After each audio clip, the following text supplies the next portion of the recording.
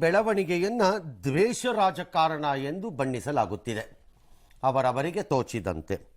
ಅದು ಕಾಕತಾಳೀಯವೋ ಅಥವಾ ನನ್ನ ಮೇಲೆ ಒಂದು ಕೇಸನ್ನು ಎಳೆದು ತಂದರೆ ನಿನ್ನ ಮೇಲೆ ಒಂದು ಕೇಸು ತರುತ್ತೇನೆ ಸೂಪರ್ ಆಗಿದೆ,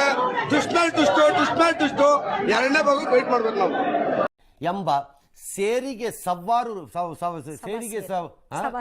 ಸವಾಸೇರು ರಾಜಕಾರಣವೋ ಗೊತ್ತಿಲ್ಲ.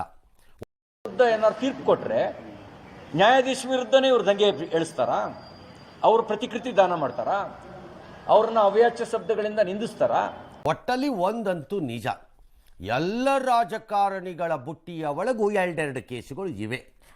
ಅದು ನಿಜ ನಿಜ ನಿಜ ನಿಜ ನಿಜ ಬೇಕಾದಾಗ ಎತ್ತಿ ಸ್ವಲ್ಪ ಪಾಲಿಶ್ ಮಾಡಿದ್ರೆ ಫಳಫಳ ಹೊಳೆಯುತ್ತವೆ.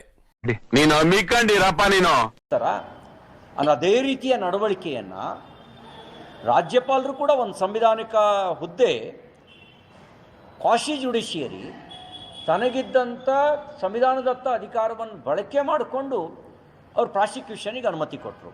ಪ್ರಾಸಿಕ್ಯೂಷನಲ್ಲಿ ಏನು ಹೇಳಿದ್ದಾರೆ, ಸಿದ್ದರಾಮಯ್ಯನವರ ಮೇಲಿನ ಆಪಾದನೆಗಳು ಅದು ಆಪಾದನೆಗಳಿಗೆ ಸಂಬಂಧಪಟ್ಟಂತೆ ನಿಷ್ಪಕ್ಷಪಾತವಾದ ತನಿಖೆ ಆಗಬೇಕು ಅಂತ ಹೇಳಿದರು. ಮತ್ತೆ ಭೇಟಿಯಾಗೋಣ. ನಮಸ್ಕಾರ.